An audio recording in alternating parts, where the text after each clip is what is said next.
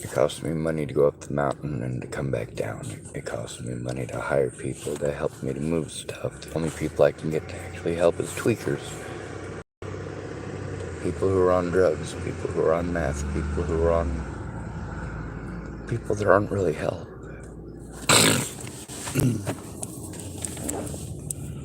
The guy who had the camp up there, he was more of a rainbow family style of camper, but you could tell that by the structures that he made. Obviously not a Boy Scout, but knew a little bit. Alexander said he grew up in the mountains. Growing up surrounded by mountains is not the same as growing up in the mountains.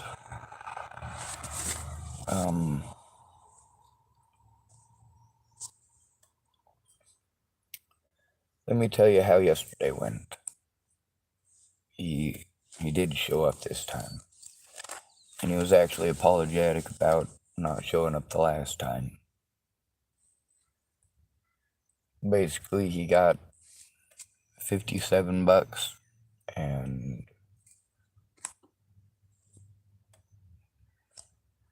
a hat, and I don't know, he got some other stuff. He didn't steal it.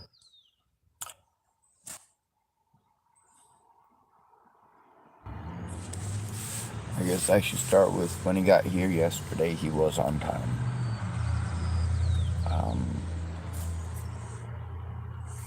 We had to do some running around before we headed out. I guess the day before yesterday, I should say.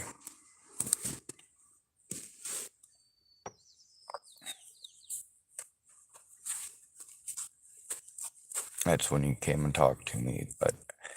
Alright, well, we'll go with yesterday when he showed up. He did show up at noon like he said he was gonna. And then... he needed to come back into town. He was gonna help me with some of the stuff out there, but the thing is, as soon as we got out there, he was messed up. Like, the first thing that he wanted to do when we got there, he had to go poop. So I started getting some of the stuff out of my car that I could and sorting it into piles, and he was off pooping for about probably half an hour. And then he came back the whole doing this with his arms thing, and I'm like, oh my god, this is gonna suck. So he pooped like 4 times while we were out there. Was he pooping? But I don't know, probably not.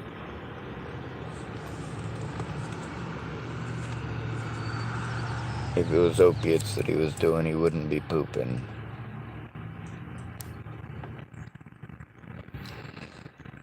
He wanted to tell me that's just the way he is in the woods. That day he had been over in the McDonald's parking lot laying down. On that day he was on fentanyl. He admitted that last night. Also last night he at least said he was sorry for pretending he was sober. Anyway, when we were out there the first time, it was probably about a half an hour he was pooping. And then when he got back, he was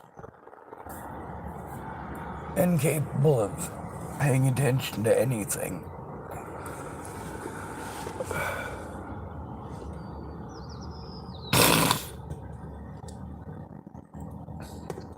Doing that thing with his arms and, doing the heavy droopy thing that people that do heroin do. I mean, it kind of looks like somebody who's on meth who's flailing their arms, but it's slower.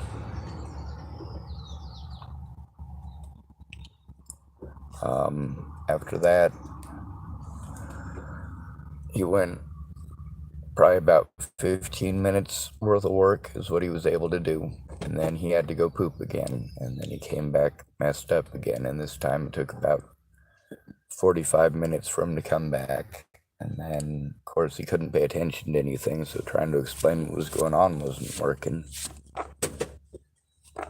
So then he had to go poop again. I got about 15 minutes worth of work after he done.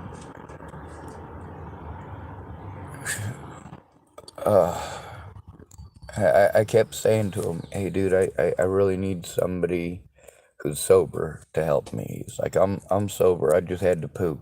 And that's one of the things is that I spent a lot of money to try to pay somebody to help who had a good back, and somebody who claimed that he was sober and could stay sober, and that just wasn't the case. Anyway, we got a lot of the stuff out of my car just in time for him to be wanting to come back in town to check in with his mom, which, all right, I can understand that. We got about 45 minutes worth of work, but you know what? It was good work because he did show up.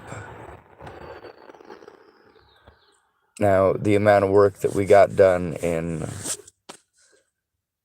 about 4 or 5 hours yesterday, I think, because I took the stuff from my car and I was sorting it behind my car. He did a whole bunch of work to get everything back in my car so he could come back into town. Everything that I said, he was just trying to say something contrary, or it would become a story about him. And, he kept going and pooping and coming back and mumbling, and like, I can't understand what he's saying. He's turning his head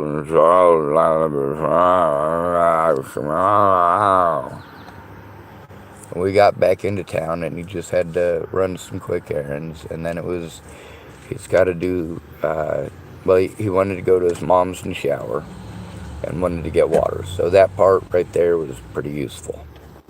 He did get water. The thing is, I needed to either, have help with camp or get everything back down the mountain. As far as the evidence goes that he was going to look at, I needed him to actually look at it. But he wasn't able to yesterday. When I got into town, his mom seemed like she was trying to warn me about him, and at first it kind of seemed like she was, I don't know, doing the concerned mother thing. She kind of seemed like she was more concerned for me. Anyway, Alexander, when we were in town, he needed to go to the bathroom over at the Lillian A. Goodspeed Park. So he went and used the bathroom, and he came back out fucked up again. That's when he went to his mom's. I was supposed to meet him at, I dropped him off at 6:37, and I was supposed to pick him up at 7:37 or 7:37. Yeah, I got there at like 7:39, so I was like 2 minutes late.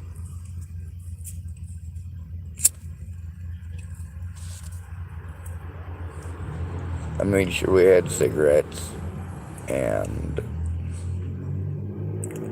food, of course, something to drink. Paid for the gas to get up there and back. When I got him up there, he didn't work the way that the old hippie did.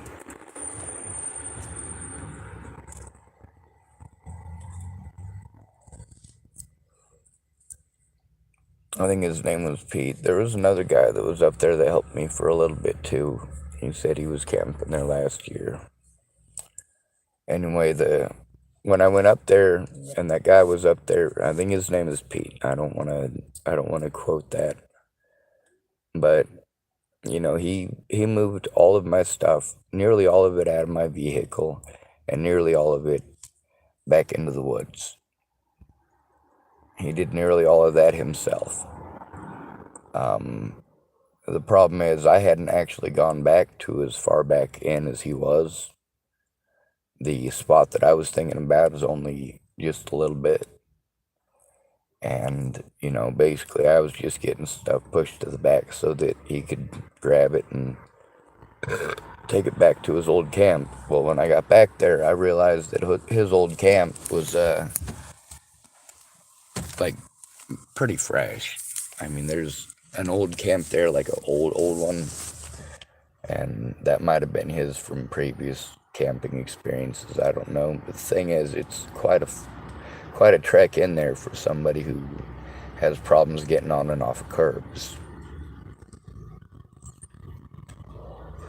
The guy had the right idea, though. The thing is, the way that he set it up is that basically it looks like a poacher is out there. It's not exactly sightly. It's not clandestine at all. It's something that, it probably take more time to clean it up than it would be to do it right. I mean, the mess that's there has to be cleaned up first. The pit the guy dug,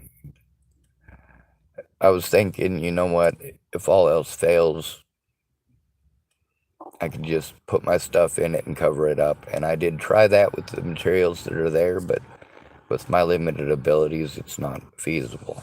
But what I do have to say for that guy is he was a good fucking worker. I mean, a good worker. With Alexander, he's got his mind elsewhere.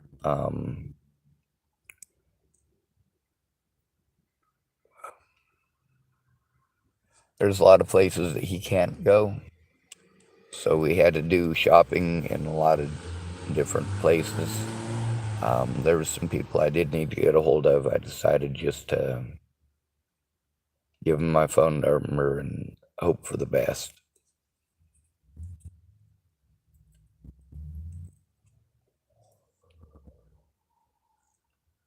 Then Alexander was gonna go and get a burger real quick.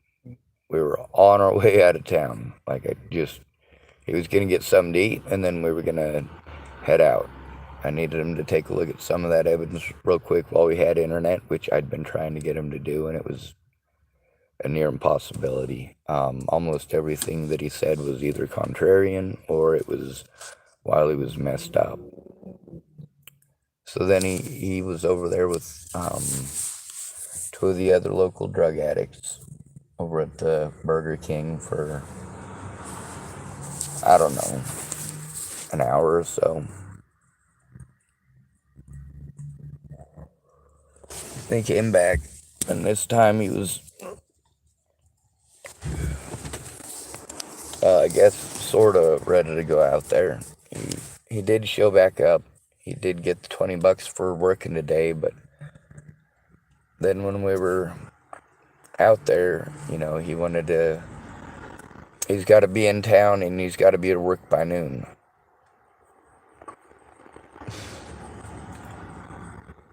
I asked him I asked him what he was going to do. He said something landscape, but the name that he gave was like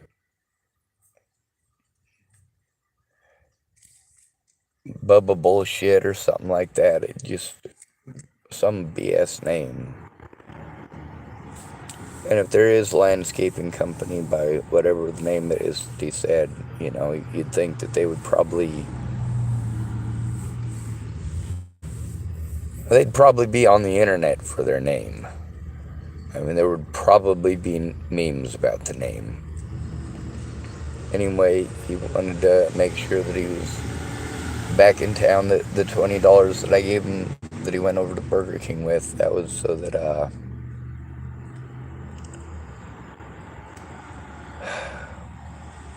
that was for working today. Yeah, I paid him in advance on the way out of town. I figured at least he has some money to buy what he wants with it. Well, he was gone for a really long time, and, he was He was telling me he's been sober for like 5 months. He's been off of meth for at least for 5 months. But the opiates, no. Now, the way that he was acting yesterday up at camp, the movement of the arms and the way that he was slurring his speech, and this is just the way I am in the mountains. Kind of like he was saying over at the McDonald's that day that that's just the way that he is when he's sober. Apparently it's poop induced. If you have to go to the bathroom, you come back from the bathroom messed up. Because in the bathroom, you got privacy. People aren't allowed to peek on you. They're not going to be videotaping you. If they do, they're going to get in trouble. So a bathroom is a safe place to do it. Especially if you don't want to be judged or have people passing judgment. But then you're so trashed that people aren't judging you for being a drug addict. They're judging you on the way that you're acting because you're on those drugs.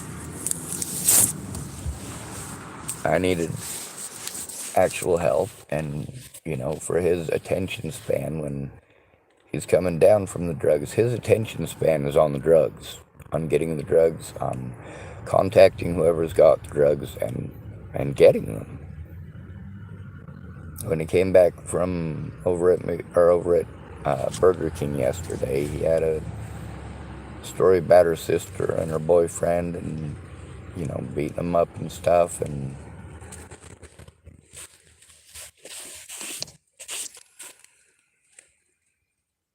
yeah, I feel bad for that situation. If it's a real situation, there's also the fact that there's so many people that told me stories just because they already got what they wanted.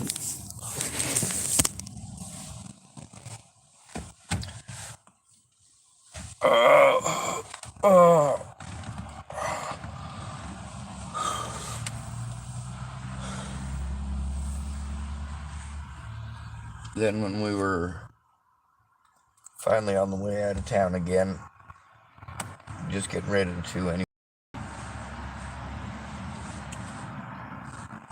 I was getting ready to start that video so he could explain things while he was still sober. He had to go to the bathroom real quick behind the building, though. And you got to hear how he was when he got back from behind the building. Just completely fucked up. Anyway, I came into town about an hour early. Said it'd take him a bit to get ready. So I made sure that he was here in town in time to get ready and make it to work. It would have...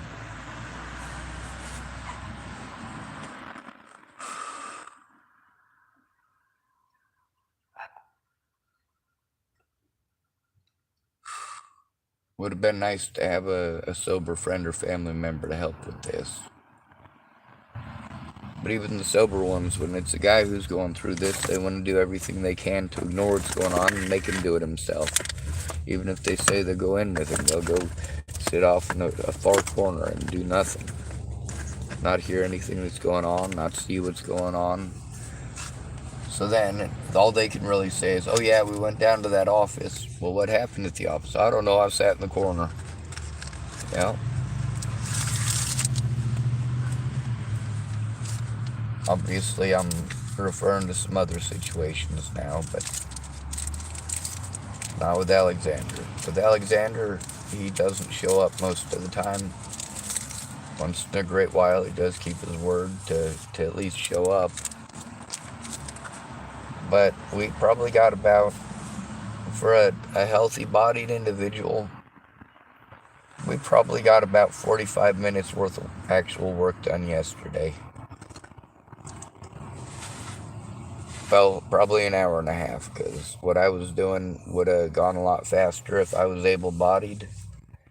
And what he was doing, if he'd have been sober, he'd have been able to do. His mom did warn me about his drug habit. About all of her kids, actually, except for Sasha. Yes.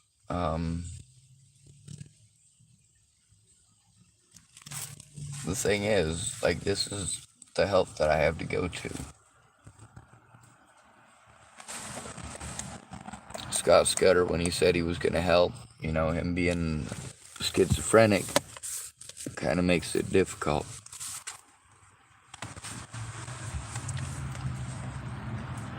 See, that's the way that they try to discredit me, is by pretending that I'm schizophrenic.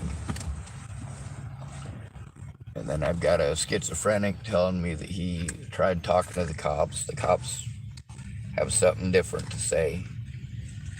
He doesn't know which cops he talked to or anything like that. Scott Scudder, when he was doing that stuff, it's because he does have his own mental issues. Kara Scudder hadn't looked at any of the information that I really needed her to look to.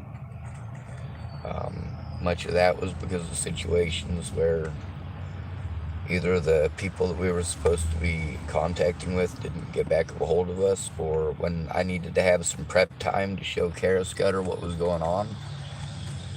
One of those situations, Claire showed up, and then it basically became the two of them hanging out and talking and having a conversation instead of focusing on finally listening. Everybody says they don't have time, they don't know what's going on because they don't make the time. When it comes to situations like with Molly, Alexander was one of many people who was a part of that situation. And I don't know how much I spent overall yesterday. It was a lot.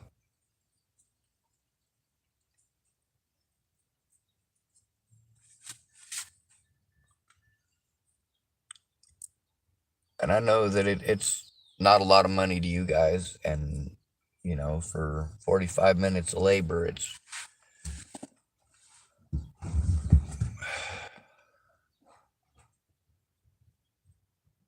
the thing is, I was willing to pay him for a few hours worth of work, and I did pay him for a few hours worth of work.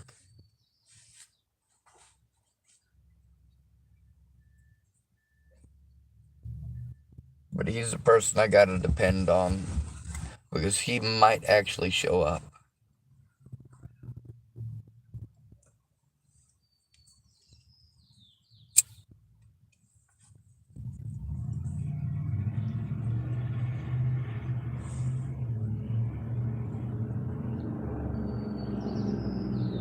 Usually it's about 10 or 15 minutes worth of real wonky in the head.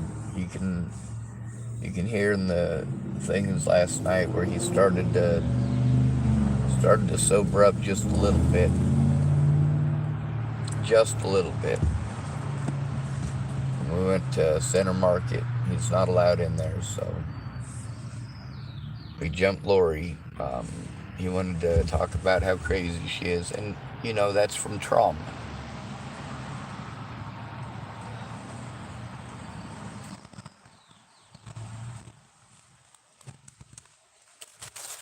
And even he admits that.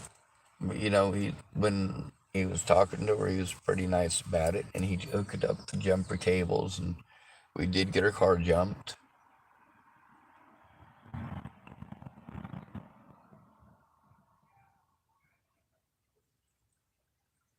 I had to make a lot of trips back and forth to that little camp. I'm in a lot of pain right now. The majority of the work that Alexander did was putting stuff back in my car before we left yesterday. Last night, when we were at camp, he was, of course, nodding out because he was, messing around with drugs all day, and he was also out in the hot sun. So he was nodding out most of the ride up there. Then he told me he's got to be in town by noon today. And, that's just... that makes it So there's an extreme time crunch there. That's a bunch of hurry up and wait, and a bunch of driving back and forth, and a bunch of picking up stuff and just getting started on sorting through it and going through the stuff that needs done. And as soon as we get started on that, it's time to come back into town.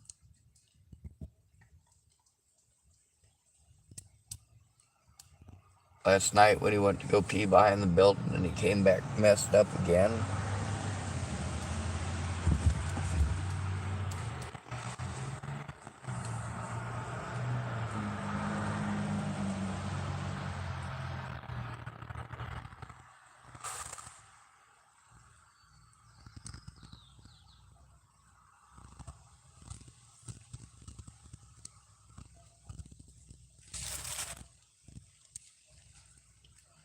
Like I said, I do like him.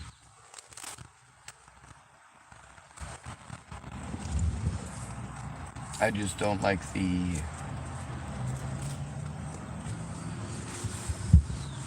well, I don't like bullshit. Being bullshit sucks. He did admit last night that he was messed up. That he'd been messed up all day. Been getting messed up all day.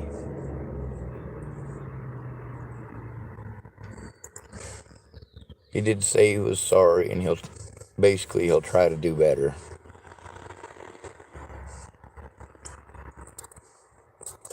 I spent over $100 yesterday just to take my stuff out of my car, rearrange it, and put it back in. We didn't do a decent job. We didn't do an okay job. We did a let's get started. All right, now we have to scramble everything back in the car so we can get back to town. So Alexander can screw around until 11.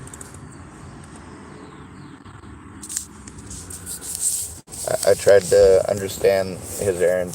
He was under the impression that I had just gone and sat by myself while he was off doing his thing. You know, I had some running around to do and some people I needed to talk to, so that's what I did. I gotta try to find someone sober to help. I keep getting pawned off on people who are on drugs or alcohol or trauma.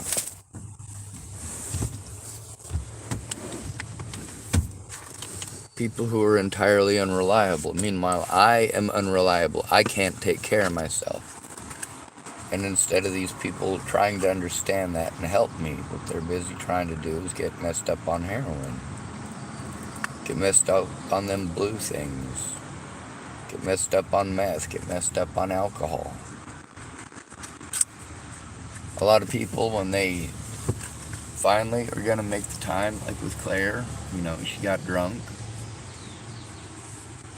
And of course, everything that I had runs on batteries. I didn't have everything all charged up, and I should have recorded everything. I try to do that, though. That's the point that I was trying to get across, but Casey just kept on pushing his agenda, what he wanted, what he wanted. He wanted to go up to camp. He wanted to go up to camp. Like, hey, you know, I didn't just...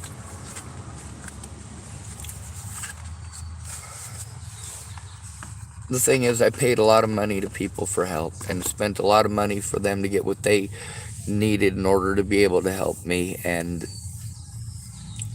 it's always going to be one thing after another. I mean, what happened last night, that was worse than him just running off with my money.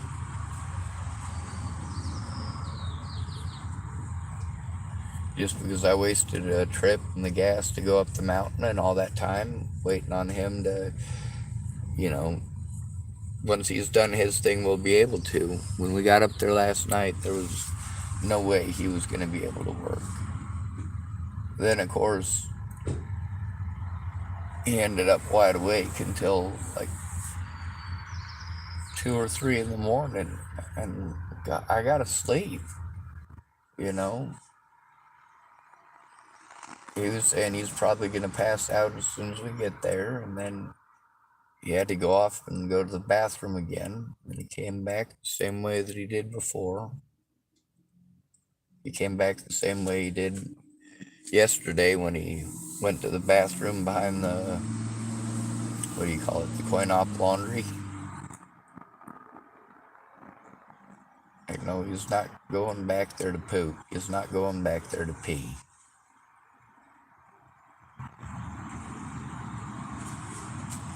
And yeah, I get if it's not meth, then it's not tweaker time. But I use that term for alcoholics too, and for meth, and for heroin addicts, because they lose all sense of time whatsoever. Like, while they've been rambling at themselves, that's what you like to call it, right? When I speak, but I'm overwhelmed. And that's one of the problems with having to go to drug addicts for help. When you don't have a drug addiction,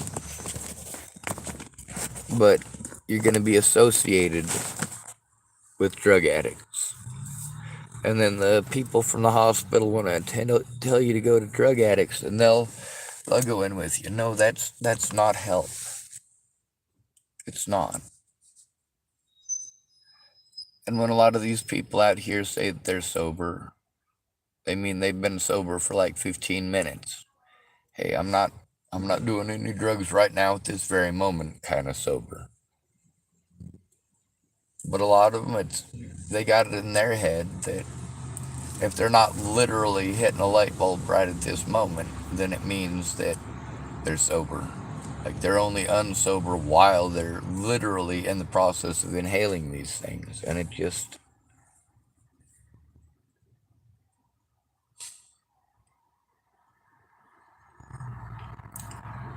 Alexander told me a whole bunch of stories yesterday. I was only able to understand half of them.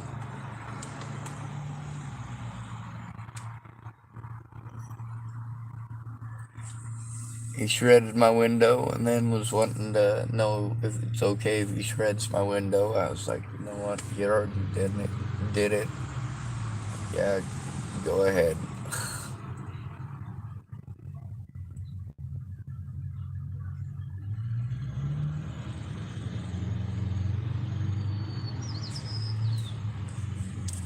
And he kept telling me something that I've heard many times. Oh, I don't need to look at evidence, I believe you.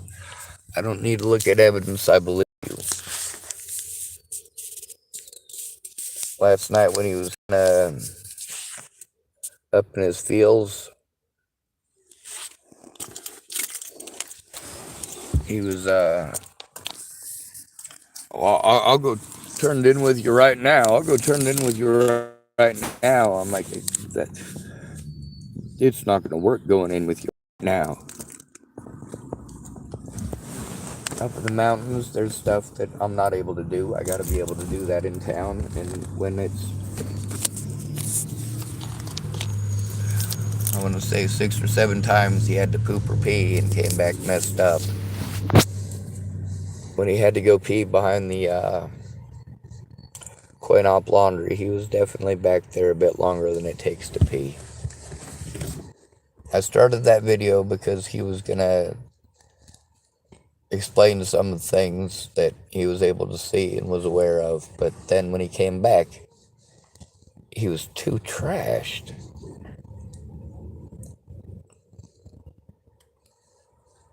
Now, he did carry a 5-gallon water container. He absolutely did that. He also absolutely stuffed everything back into my vehicle so he could come back down into town yesterday. But are you guys not understanding that for somebody who doesn't do drugs, that's overwhelming? Somebody calling herself Rebecca Towns type, today is my birthday today. Happy birthday. Anyway, all these tweakers, meth addicts, whatever you want to call them, that I'm being sent to for community support, since I don't have a friend or family member, I got to go to these folks. And yeah, a lot of them will say they're my friend, but Don't say you're my friend. Show it. Actually be a friend. If I need you to understand what's going on so you can help, you talking about yourself isn't help. How many of you are actually sharing the evidence in Natalie's case? How many of you are helping me to turn any of that in? The only reason I say Natalie's case, I'm not talking about her getting killed. I'm talking about the situation with Natalie. The whole thing.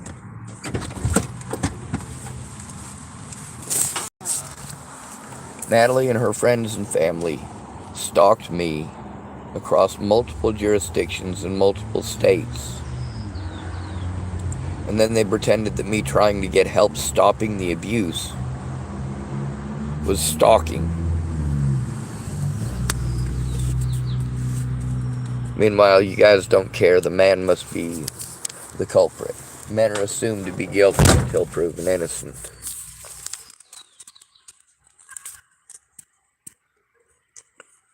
We got to hear from Claire about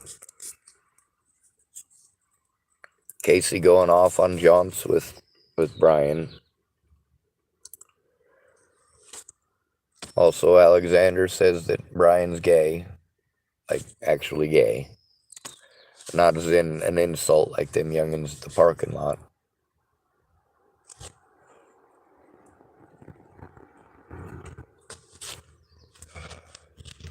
Whether or not he's gay is arbitrary.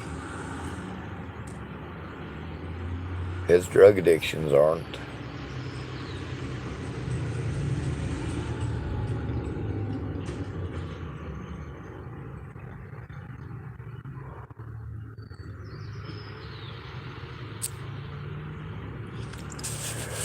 Anyway,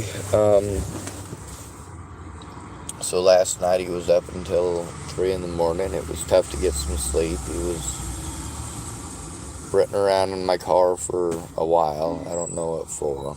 I don't think it matters. He was just coming out to get a blanket, and then he was messing around for like an hour in my car. I had to get out and go through that trail.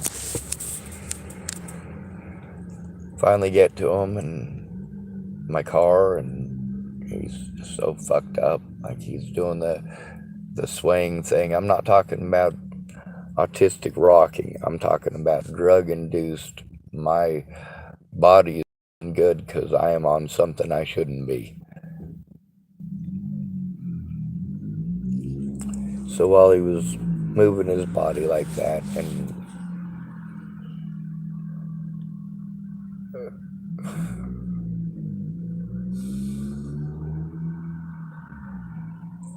like, it really does remind me of a tweaker. It's just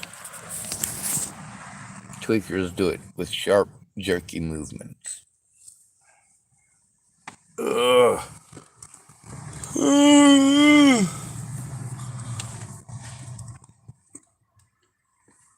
During the day when the sun was out, though, as soon as he'd start coming down, he'd have a whole bunch of energy.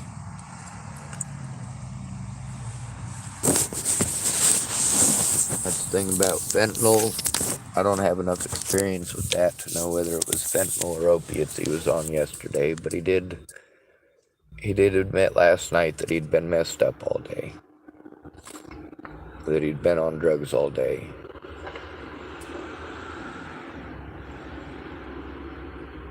I tried to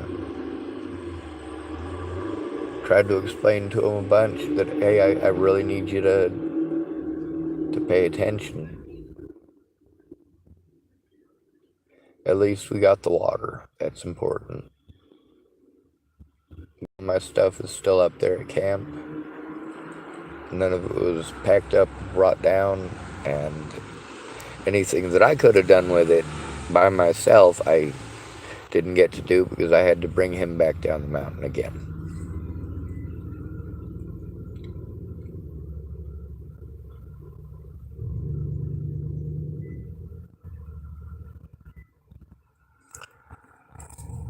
He's thinking in advance, you know.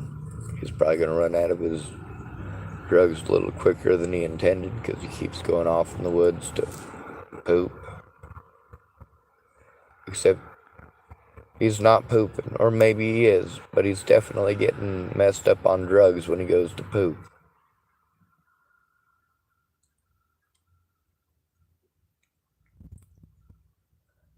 Last night there was no reason to go through any paperwork. I mean, he said he'd need an hour or two yesterday, because when we did finally get back into town, it was pretty late in the day. It was like,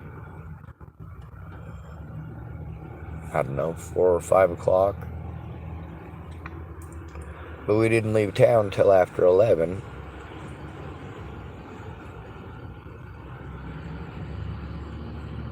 You know, for him, a couple hours ended up being, well, a lot. He did come back with a spicy chicken something or other from Burger King, which is nice. And I am glad for that. He also had a story about his sister and her boyfriend. Family issues. You know, I'm not allowed to have family issues. People don't look at it the same way.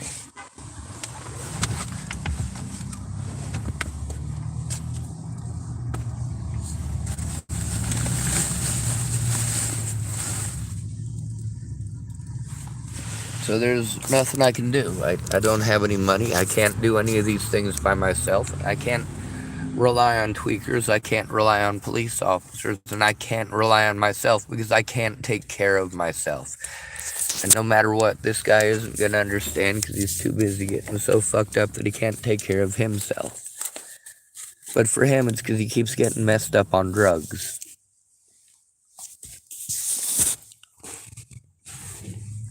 For me, it's because of legit disabilities and crimes that deprive me of the resources needed to take care of myself, protect myself, or defend myself. That's why you need friends and family to go in with you. It deters them from breaking the law the way they do. That's why it needs to be recorded, because it deters them from breaking the law the way that they do.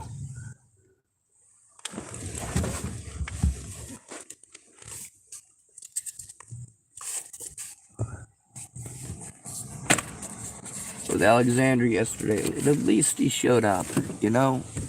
At least he showed up. At least he apologized. If he says that he's gonna go out there with me today, am I gonna drive out there again? Yes. Yes. Because I have to. Because none of you are helping me with it. None of you are helping make these calls with me. I have to rely on tweakers. I have to rely on meth addicts. I have to rely on drug dealers.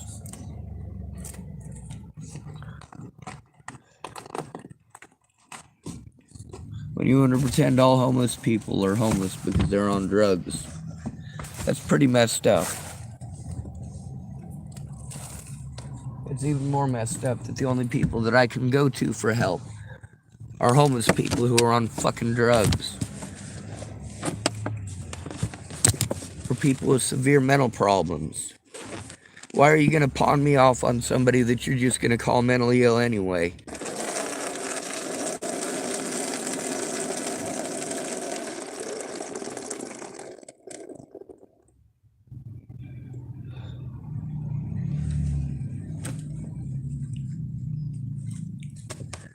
Now, the amount of work that guy did,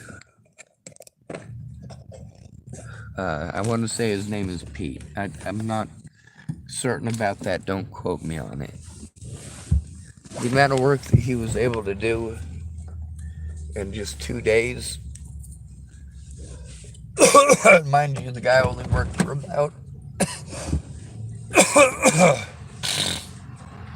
for about 3 hours in those 2 days. He just wanted to make sure that I had my stuff back at a camp that was acceptable and that it was far enough back that I wasn't going to get messed with. That's the reason that he picked his camp back there, is because it was far enough back that he wouldn't get messed with. But Alexander, being messed up on drugs, he's not going to retain a whole lot as far as information goes. Also, right after he got done taking a poop, he always wanted to talk non-stop. And everything that I said, he's got to say something contrary. He heard this pretty meme or that pretty meme or there's this saying, and meanwhile he's slurring his speech heavy. You know, like when somebody's extremely drunk. Except you don't get extremely drunk from taking a poop either, and he didn't smell like alcohol.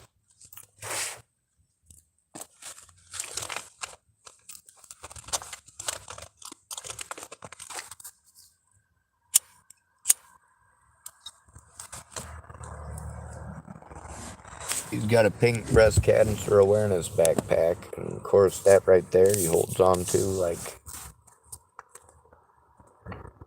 well, like his life depends on it.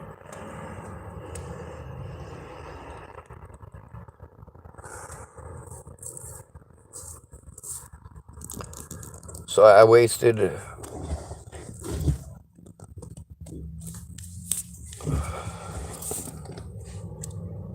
what would that be, about 16% of what I have to live on for the month. A little over 1/8 of what I have to live on for the month is been wasted going up the mountain with Alexander to get help and coming back down already. So if I have 7 more days like that, that eats up all of my disability money. Meanwhile, I still have to pay my insurance, still have to pay my storage, and I still have to find somebody who can actually work. Pete, you know what? He admitted that, yeah, it was some real labor. I mean, if you were helping to move somebody and you were getting paid to move somebody, that's how you'd have to work.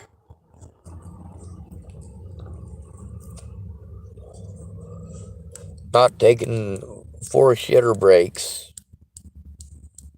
and then being so fucked up for half an hour to 45 minutes afterwards that you can't do anything but move weird. Meanwhile, when you're like that, it makes it worse for me because my Tourette's starts acting up because it's fucking scary to be around people who are getting messed up on drugs and won't admit it. And when you're talking about how many people have done that to you, and the person that you're talking to keeps interrupting you, I'm not doing that to you. I hope you don't think I'm doing that to you. Are you talking about me?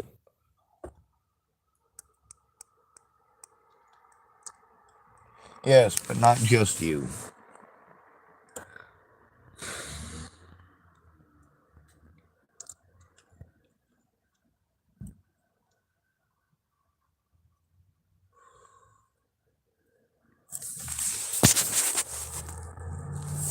It's 10 o'clock. He's still got 2 hours before he's got to be at the BS lawn place or whatever it's called.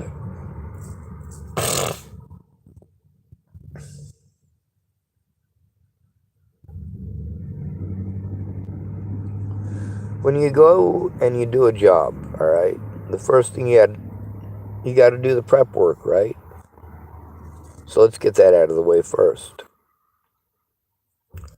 Once we've done the prep work, that's when we got to do what it is that we're actually there for. Let's say you're a painter, right? What you're there for is for painting, but before you do the painting, you got to get the paints. But you got to see what you're painting first. That's the most important thing right there, knowing what the hell you're painting. You're painting the side of a house, right? You know how much surface area there is. You do your math. You figure out how much paint you need for full coverage. Then let's say you're doing it by hand. You're going to need rollers and brushes and all of that stuff and some painter's tarps. If you're doing it with a sprayer, you still need the painter's tarps. You also need to get yourself the tape. It takes a lot of investment. Now imagine that you put all that investment together and you do all the prep work beforehand and you do it all pretty well yourself. Or, of course, you had a decent worker at the last place that you were at. Like, somebody showed up and helped you do the prep work like Pete did. He helped me at least get the stuff back to my camp.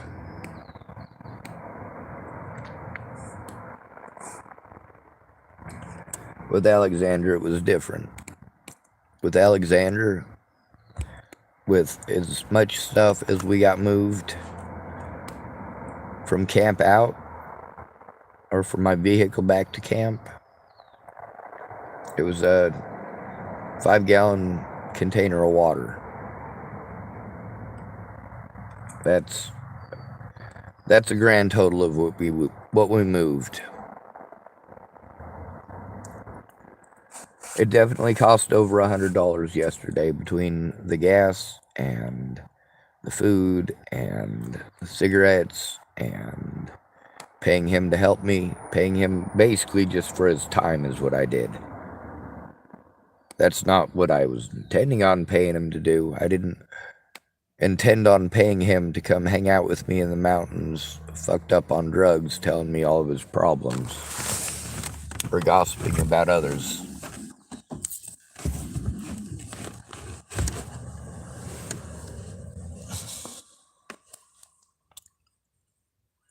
This morning, as soon as he was awake, I was like, I need to get him back into town before he goes and takes another shit.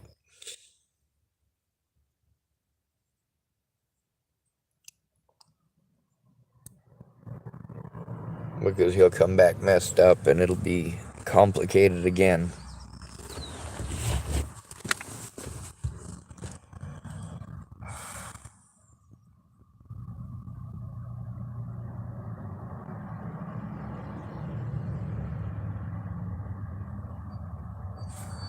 And I got all these people in houses and people who are supposed to be professionals who are pawning me off on these drug addicts.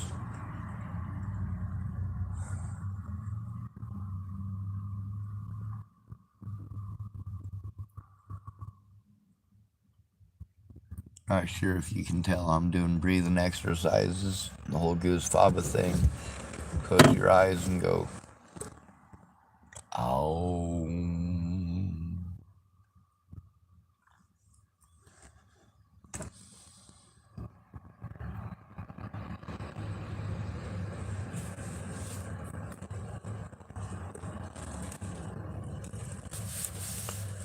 His mom also talked a bit about them being homeless here when they first got here and how the services suck.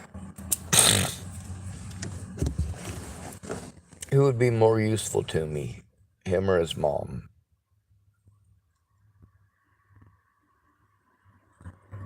Well, I'd hope his mom would be on less drugs.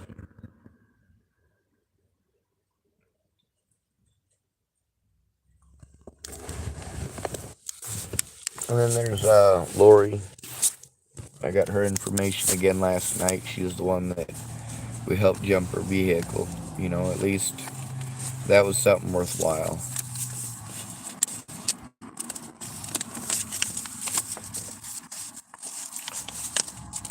Lori Kesterson Shepherd.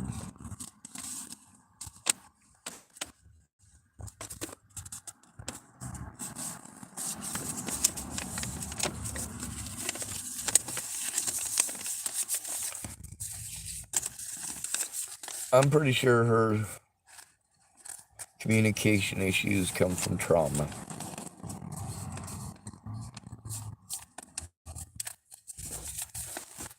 Alexander said she was crazy yesterday, or said she was nuts. You still have to jump your car, though.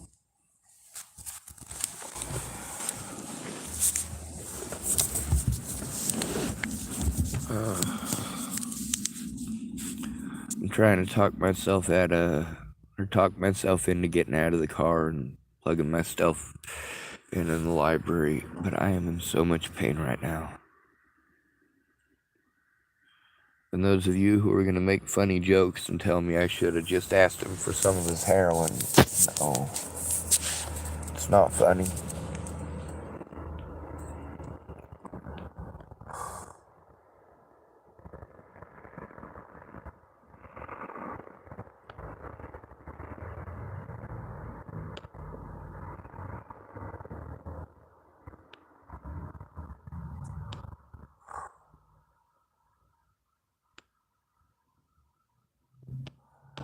Autistic people learn faster than you and better than you because we learn through immersion. When we're interested in something, we dive into it. But you know what? So do a lot of you.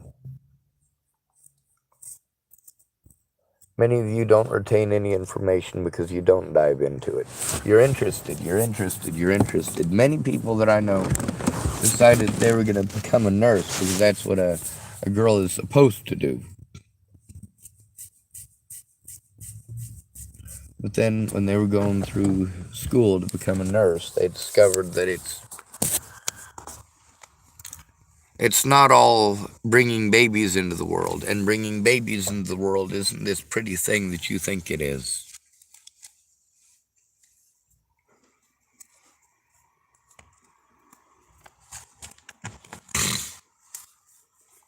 I knew one woman who wanted to help deliver babies. That's what she wanted to do for a living. Help deliver babies.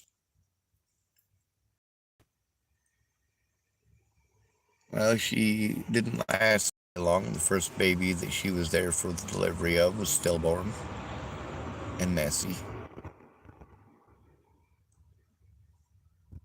And she couldn't work after that. She's like, woohoo, I'm going to bring babies into the world. Babies. I've been playing with dolls my whole life. I can handle this.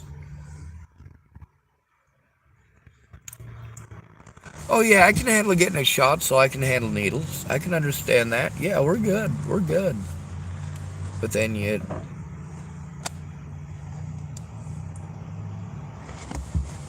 get hands-on experience, and the baby is not alive, and you're expecting parties and balloons and a purple bear, or a pink bear, or a blue bear, or whatever colored bear it is for whatever gender assignment there is, because apparently we're assigning genders. It's not you are or you aren't. It's a what we decide that you are thing. There was a man that I knew growing up, not very well. My mom knew him better than I did. He was her drug dealer. His name was Cece. Cece was born a hermaphrodite. For those of you who don't know what that is, it means Cece had both male and female parts at birth. But Cece was born in the 1950s.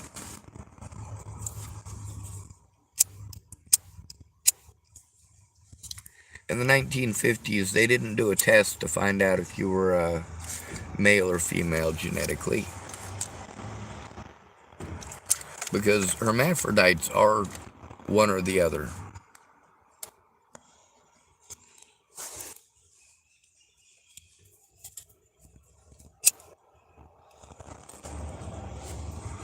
You can tell by the chemicals that are produced by their body whether or not they're going to be, well, once they go through puberty, are they going to develop as a man would or as a woman would? As far as the rest of their features, are people going to view Cece as a woman? No, Cece didn't grow breasts. Cece didn't have a feminine physique. Cece developed manly facial hair, a manly voice, a deep voice, Despite the fact that when Cece was born, the doctors basically said, "Do you want a boy or a girl? You get to pick." And they decided between basically giving Cece a hysterectomy or uh, chopping off all of his man parts. Same thing, castration. So they removed all of the male parts from Cece, and then Cece had to live through life as a boy with a vagina, and all of the assumptions and stuff that goes along with that.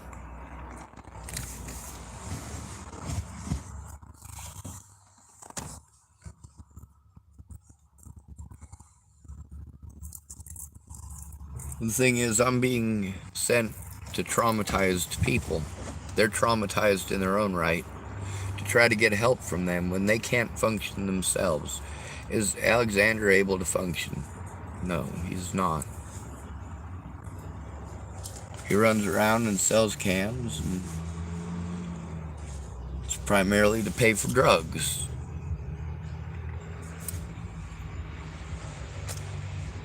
Thank goodness he comes by and takes my cans from me, though. Now, last night he wanted a hat. I let him know if he went back out there with me and actually helped, he could have the hat. Well, he went back out there with me and showed no indication he was actually going to help. He was just going to try to run back into town as soon as possible because he's... Well, here's the thing. I'm not giving him enough money for him to buy a week's worth of drugs that he can go through in 3 days, and that's what it would take. If they have access to that much drugs, they're going to use it more. And his mom did try to warn me about that. The funny thing is, I was already aware. I already knew. Like I said, it's not a matter of being stupid or ignorant. It's a matter of being desperate.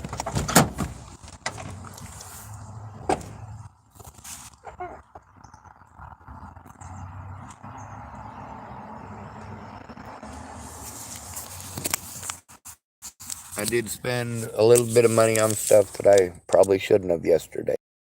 But then again, my hair kept flopping into my eyeballs, and that doesn't feel very good.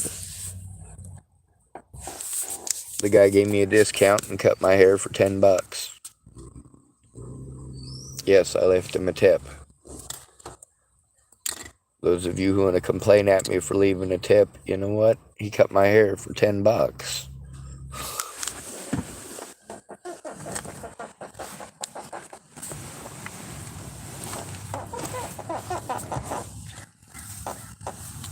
People don't take it seriously, and that's one of the things that I was telling Alexander yesterday. If that happened to your sister, would you take it seriously? Well, of course you would. But he's still an addict. He might have all the best intentions in the world. Natalie Bollinger certainly did have good intentions at different points in time. But when she was embarrassed because of her drug habits, she didn't care who it was who was harmed over that.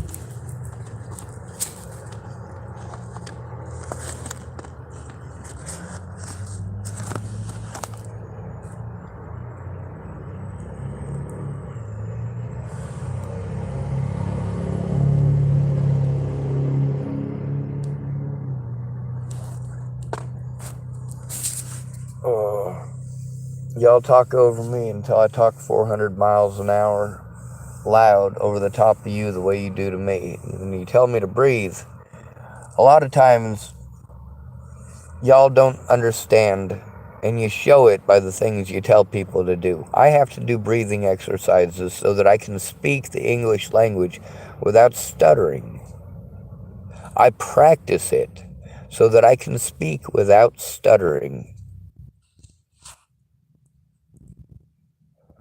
So when you tell me to breathe, understand that I am. When you literally interrupt me a dozen times to tell me the same thing, you're not only not understanding, you're going out of your way not to understand. These people, like, for example, Nicole Vertner, trying to pawn me off on Brian. Brian knows he's an addict. I know he's an addict. We know how things are going to go at the hospital if I go in with him or if I go in with Alexander.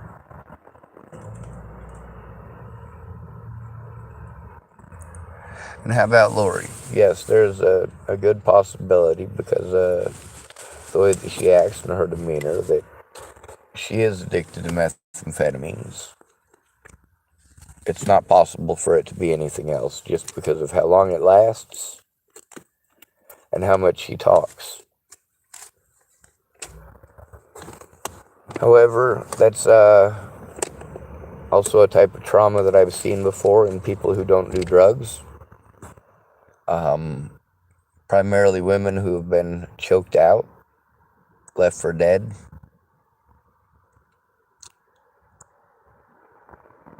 When they get choked out like that, it can pop some of the vessels in your brain and affect different parts of your brain and your motor skills.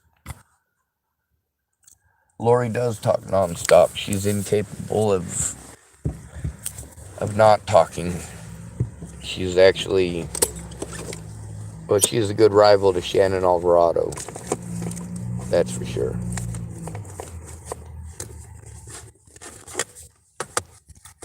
Alexander, he, instead of trying to hide his habits and pretend that I'm evil for it, like Shannon Alvarado, Natalie Bollinger, Teresa Orn. These people wanted to pretend that I was terrible and horrible because I said what their addictions were and how they affect me, and how dare I tell somebody that something they're doing is hurtful? How dare I bring up their addiction? How dare I judge them?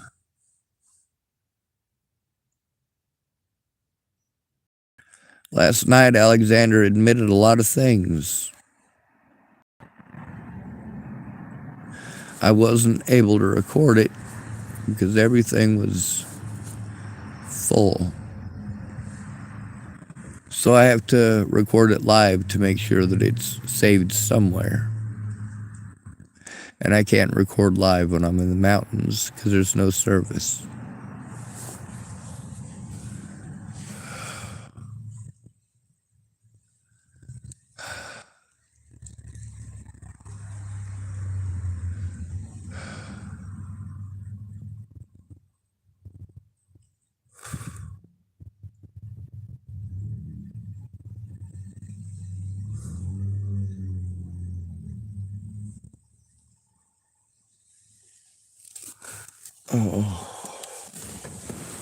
Oh, get my beard out of my face, tickling my nose. Right now I'm trying not to scream about how incredibly uncomfortable literally every position is right now.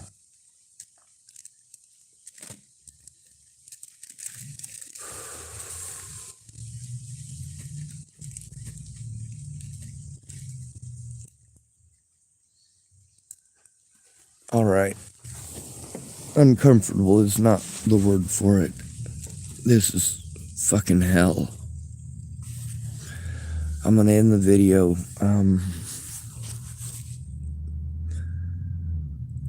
It's not my fault that other people don't keep their words. Other people's addictions are not my fault.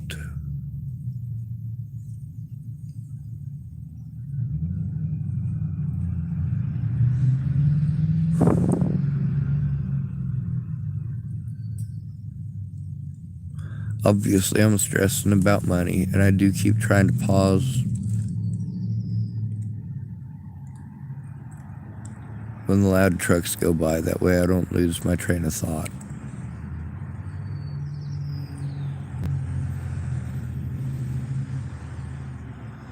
I don't know if you can hear the traffic, but I'm over by the library, so there's not as much as there is by the 101.